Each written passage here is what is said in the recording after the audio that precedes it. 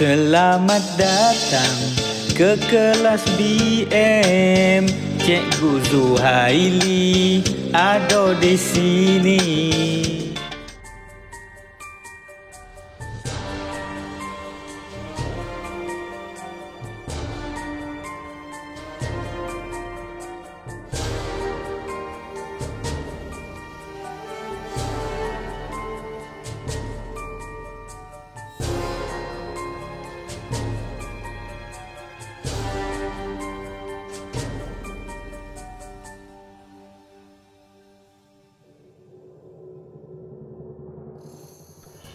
Pelajar-pelajar yang dikasihi, berdasarkan ketiga-tiga bahan di atas, apakah yang terlintas dalam fikiran anda tentang bahan tersebut? Pada pendapat anda, apakah yang akan kita pelajari pada hari ini? Tema 3. Saksi senyap rungkai misteri. Tajuk kecilnya Kanta Forensik. Untuk hari ini, kemahiran yang akan dipelajari ialah kemahiran membaca. SK kita untuk hari ini ialah 2.2. Membaca untuk memahami makna perkataan, rangkai kata, istilah serta ungkapan dan ayat dalam pelbagai bahan. Manakala SP kita ialah 2.2.1. Membaca, mengenal pasti dan menjelaskan maklumat tersurat dan tersirat dengan betul dalam pelbagai bahan premier. Objektif pengajaran kita pula ialah pada akhir pelajaran, murid-murid dapat pertama, memahami dan menggunakan teknik bacaan QUACK, QUACK dalam bahan. Seterusnya, murid-murid dapat menyebut, memahami dan menjelaskan maklumat tersurat dan tersirat dengan jelas daripada pelbagai bahan asli yang belum ditafsir. Seterusnya, bahan pengajaran yang akan kita gunakan hari ini ialah buku teks Bahasa Melayu tingkatan 4, muka surat 30 dan 31. Pasti ramai tertanya-tanya kan, apa itu teknik bacaan QUACK? QUACK. Teknik ini menggalakkan pembacaan secara aktif kepada teks yang berbentuk fakta, membuat pertimbangan terhadap maklumat dan menandakan maklumat yang tertentu. Kita pergi satu persatu. Q ialah question mark, iaitu kita meletakkan tanda soal pada perkataan, rangkai kata dan idea yang kabur serta tidak difahami. Manakala U ialah underline, kita perlu menggariskan takrif. Bagaimana kita nak tahu itu takrif? Kita boleh lihat pada perkataan ialah ataupun adalah. Seterusnya, A adalah asterisk, iaitu kita meletakkan tanda asterisk pada maklumat atau idea yang penting atau menarik. Seterusnya, C. C ialah circle. Kita perlu membulatkan fakta dan definisi penting. Dan akhir sekali, K. K ialah keyword. Kita meletakkan huruf besar K di sebelah kata kunci. Biasanya berhuruf tebal atau condong. Okey, baiklah. Ini merupakan contoh teknik bacaan menggunakan teknik QUACK.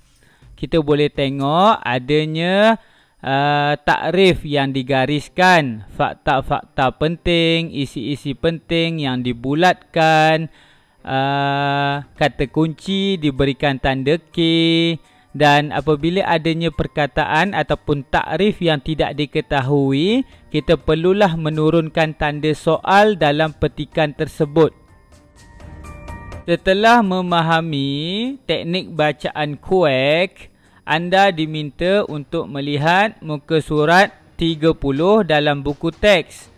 Baca petikan di bawah secara luncuran terlebih dahulu. Setelah itu, anda dikehendaki membuat tanda-tanda yang diterangkan dalam teknik bacaan kuek dalam petikan tersebut. Anda diberi masa selama 10 minit.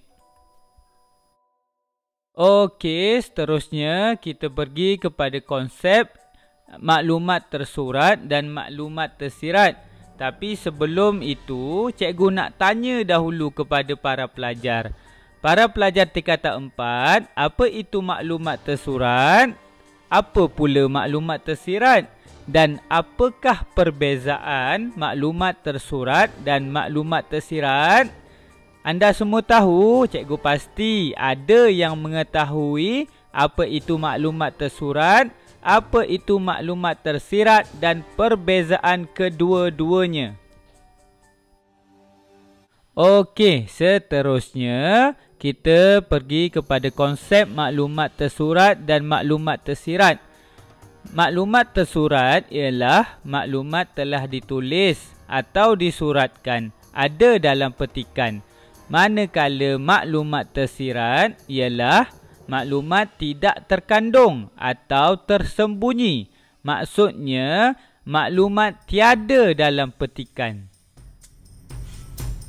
Berikut merupakan dua bahan yang cikgu kongsikan kepada anda semua.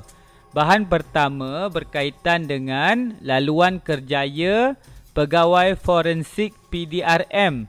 Manakala bahan kedua ialah bagaimanakah pegawai forensik dapat membantu menjalankan siasatan. Okey, awak baca, awak rujuk dan awak fahami dulu kedua-dua bahan.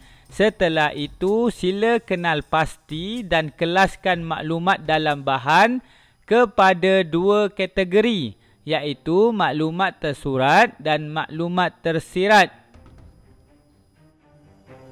Baiklah, setelah mengenal pasti maklumat tersurat dan maklumat tersirat dalam bahan, anda semua boleh mengelaskan kedua-dua maklumat tersebut seperti dalam jadual yang telah cikgu sediakan.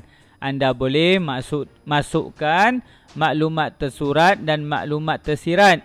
Cikgu sengaja buat 5 sahaja untuk setiap maklumat, tapi anda boleh menambah lagi jika ada maklumat lain.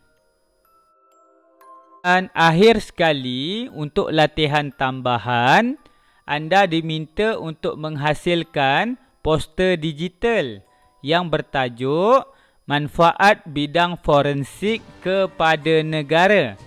Poster digital tersebut boleh dihasilkan menggunakan aplikasi seperti Canva, Adobe Photoshop, PixArt, Visco, Lightroom dan lain-lain lagi. Tugasan ini berbentuk individu dan hasil poster yang sudah siap boleh diserahkan kepada Cikgu Zuhaili sebelum 18 hari bulan 3, 2021. Baiklah, kita sudah sampai ke akhir kelas. Jika ada apa-apa soalan ataupun perkara yang masih tidak difahami, bolehlah menghubungi cikgu di WhatsApp ataupun Telegram. Semoga kita berjumpa lagi untuk kelas yang seterusnya. Diharapkan perkongsian ini memberi manfaat kepada anda sendiri dan kepada cikgu. Baiklah, Assalamualaikum warahmatullahi wabarakatuh dan salam sejahtera.